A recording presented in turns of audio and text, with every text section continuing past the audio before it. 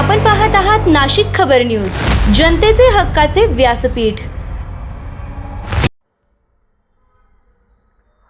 सिंहस्थ कुंभमेळा 2027 साठी 22,181 कोटींच्या कामांना मंजुरी।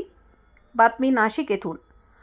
मुख्यमंत्री देवेंद्र फडणवीस यांच्या अध्यक्षतेखाली मुंबई येथील विधान भवनात आज नाशिक त्र्यंबकेश्वर सिंहस्थ कुंभमेळा 2027 संदर्भातील शिखर समितीची आढावा बैठक पार पडली।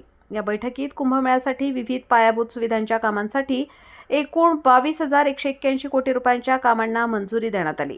यामध्ये पहिल्या टप्प्यातील 5,140 कोटी आणि दुसऱ्या टप्प्यातील 17,041 कोटी रुपयांच्या कामांचा समावेश आहे। बैठकीला मंत्री गिरीश महाजन, मंत्री शिवेंद्रसिंहराजे भोसले, मंत्री छगन भुजबळ, मंत्री दादाजी भुसे, मंत्री प्रताप सरनाईक यांच्यासह आमदार आणि वरिष्ठ अधिकारी उपस्थित होते। मुख्यमंत्री फडणवीस यांनी कुंभमेळ्याच्या तयारीसाठी भूसंपादन करताना शेतकऱ्यांना योग्य मोबदला देण्याच्या सूचना दिल्या।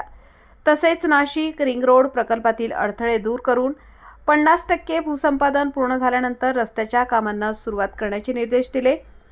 स्वच्छता व्यवस्था आणि दर्जेदार सार्वजनिक शौचालयांवर विशेष भर देण्यासही त्यांनी सांगितले। कुंभमेळ्याच्या पार्श्वभूमीवर शिर्डी नाशिक रस्त्याचे काम गतीने पूर्ण करणे, भाविकांसाठी मोबाईल संपर्क व्यवस्था भक्कम करणे तसेच द्वारका जंक्शन परिसरातील रस्त्यांचा एकात्मिक विकास करण्याच्या सूचनाही देण्यात आल्या।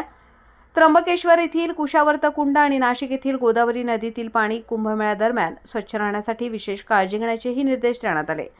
याशिवाय नाशिकमधील काळाराम मंदिर परिसरातील कामे करताना वाहतूक सुरळीत ठेवावी, रामकाल पथाचे काम गतीने पूर्ण करावे तसेच शहरात ऑप्टिकल फायबर आणि सीसीटीव्ही व्यवस्था तातडीने कार्यान्वित करावी असेही मुख्यमंत्री फडणवीस यांनी सांगितले।